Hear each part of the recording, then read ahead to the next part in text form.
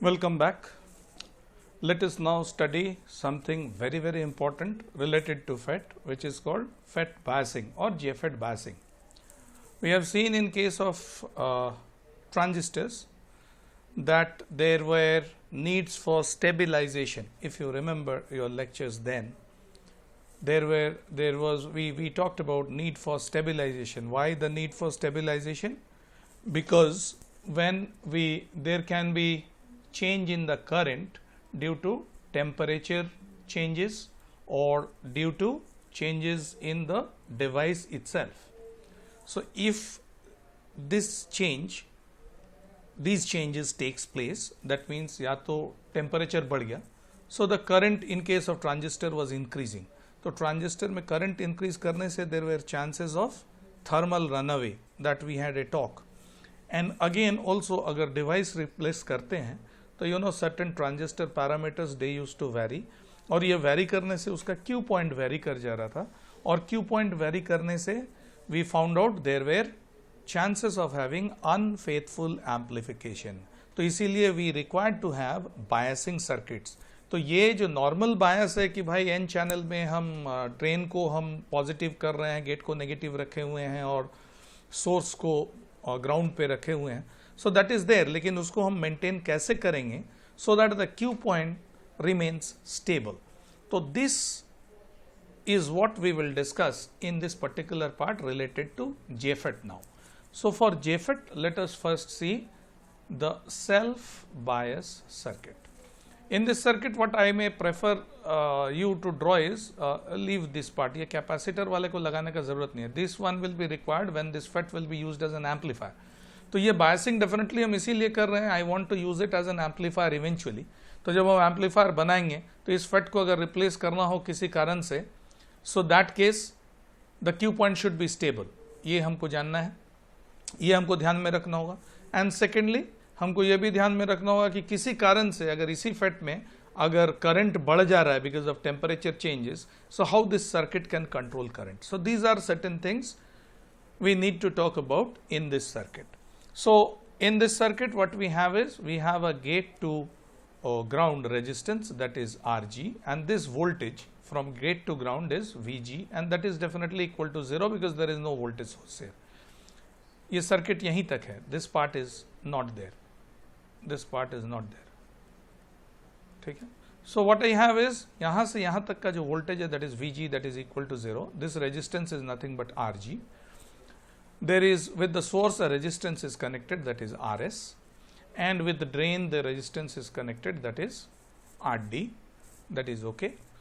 I may not connect a resistance. इस जगह पे I may not even connect a resistance, ये भी चल सकता है. Or we have connected a resistance and we have applied a voltage, positive voltage VDD.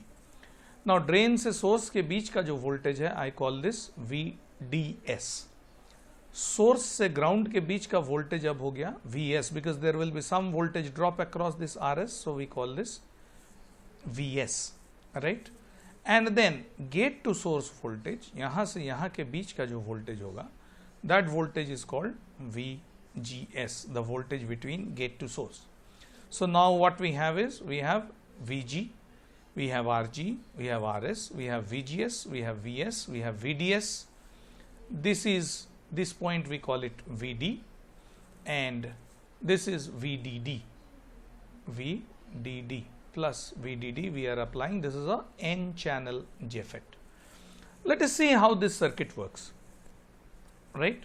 So in this circuit only drain voltage is applied, that you can see, and there is no gate supply voltage. There is no gate supply voltage. Okay. So now by locating the operating point Q, which is, what is Q? Q is called the silent point or the quiescent point or simply the Q point. For the JFET in the central region, that is the pinch off region of the drain characteristic, we can find out the required values of ID, VDS and VGS corresponding to the Q point. You can see this was the characteristic curve. This is the saturation region. ये वाला reason जो है saturation region. तो अगर हम Q point कुछ इसी जगह पे, हम लोग क्यू पॉइंट निकालते क्यों हैं? यू रिमेंबर ये हम बोले थे क्या, इन केस ऑफ ट्रांजिस्टर ये ट्रांसफर कैरेक्टरिस्टिक कर्व जहां पे लोड लाइन को कट करता है, these points are called Q points, ठीक है। उसमें हम क्यू पॉइंट एक बीचों बीच जगह क्यों चुनते हैं, ताकि when I apply a signal, तो उस समय इस सिग्नल के कारण due to the positive half और due to the negative half, ऐसा नहीं है कि क्यू पॉइंट जो है बढ़ के इधर चल जाए, ओमिक रीजन में आ जाता था, या तो नीचे उसका कट ऑफ या सैचुरेशन रीजन में आ जाए। Similarly in this case, FET के केस में भी उसके प्रॉपर ऑपरेशन के लिए हमको देखना होगा कि क्यू पॉइंट एक स्टेबिलाइज जगह पे हो, यानी उसकी सैचुरेशन रीजन में कहीं हो, इस जगह पे, यानी पिंच ऑफ रीजन में कहीं पे हो, this is the pinch off region और द सैचुरेशन रीजन व्हाटएवर, और द एक्टिव रीजन। सो इस जगह पे हो ताकि सिग्नल देने से भी ये पिंच ऑफ रीजन में ही रहे। So that is what is the requirement. So यहां पे क्यू पॉइंट यूजुअली हम लोग ड्रॉ करते हैं, the Q point is drawn in case of a FET. हम लोग क्या करते हैं, we take the transfer characteristic curve, this is the transfer characteristic curve, और वहां पे we draw a load line. कैसे ड्रॉ करते हैं, we will come to it from this circuit, और वो जहां इस ट्रांसफर कैरेक्टरिस्टिक को कट करता है, that is what is called the Q point. Okay, तो ये लोड लाइन ऐसे भी तो जा सकता है, ये लोड लाइन ऐसे भी जा सकता है, ये लोड लाइन ऐसे भी जा सकता है। आई एम सॉरी, दिस ये जो लोड लाइन है, this load line can come this way, it can go this way, ठीक है। तो it can go this way, it can go this way, it can go this way, it can go this way. तो लेकिन यहां पे you can सी इधर अगर आ जा रहा है, VGS ये कट ऑफ की ओर जा रहा है, यानी पिंच ऑफ की ओर जा रहा है। If you go back to our curve, here you can see VGS 0 की ओर आ रहा है, इधर इस रीजन में चला रहा है, इस रीजन में।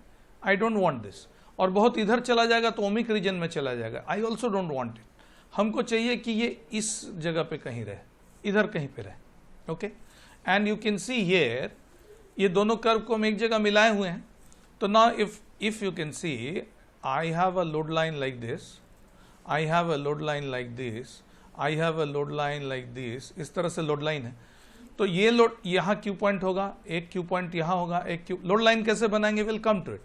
लेकिन अगर लोड लाइन इस तरह से हो तो अलग अलग क्यू पॉइंट हो सकता है। तो जितना हम इधर जा रहे हैं, इधर, that means I am reaching towards this side, इस साइड में आ रहे हैं, इस कर्व में देखो तो। और जितना नीचे की ओर जा रहे हैं, दैट मीन्स हम इधर की ओर आ रहे हैं। तो लेकिन हमको चाहिए इस जगह पे, इस जोन में हमको चाहिए। तो डेफिनेटली इस ट्रांसफर कैरेक्टरिस्टिक के बीचों बीच अगर हम क्यू पॉइंट चुनते हैं तो वो मेरे लिए बेटर होगा डेफिनेटली, ताकि जो भी रहे ये इस जगह पे रहे या इस जगह पे, यहाँ कहीं पे रहे, सो दैट सिग्नल अप्लाई करने पे या क्यू पॉइंट इधर वेरी करेगा या क्यू पॉइंट इतना वेरी करेगा। ऑलराइट, ना ये इधर आ पाएगा ना ये इधर जा पाएगा। So Q point can vary this way, that will be giving me a faithful amplification. So we need to find out a suitable value of Q point. Now अब ऐसा क्या है कि if we get a proper Q point, मान लेते हैं कि हमको यहाँ पे Q point मिल गया, इस जगह पे अगर Q point मिला तो इस Q point के corresponding I can obtain the value of ID, I can obtain the value of VGS, and I can also from this one I can also obtain the value of VDS, ये भी हम निकाल ले सकते हैं।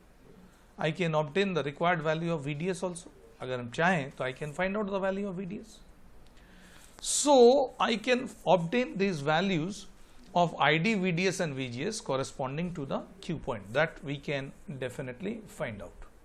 ठीक है, कि इस जोन में VDS का वैल्यू कहाँ से कहाँ तक हम वैरी करवा सकते हैं, ID क्या रहेगा और VGS क्या रहेगा। I can obtain the value from the value of Q point.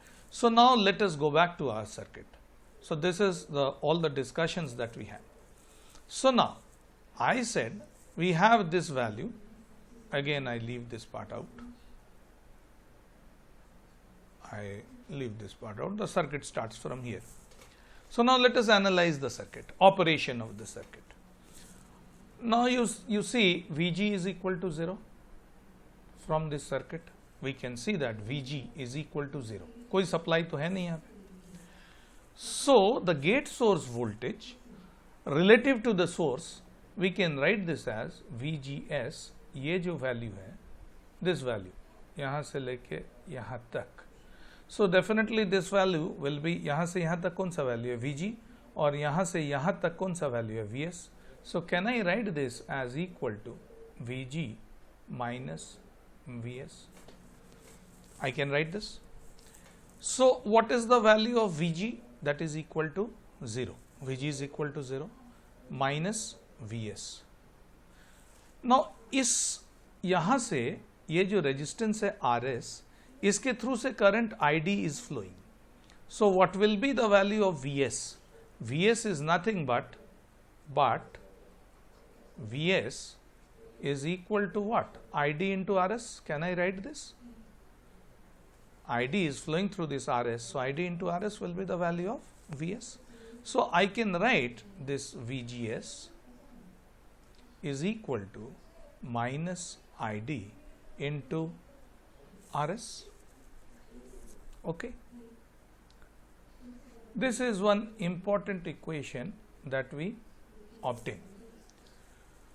So what we can say is ये VGS जो है, this is what, gate to source reverse voltage. हमको तो गेट को रिवर्स बायस में रखना है. Now how this RS provides this gate to source reverse voltage? Now let us see that. I can also write this ID, this is equal to minus RS, I'm sorry, this ID is equal to minus VGS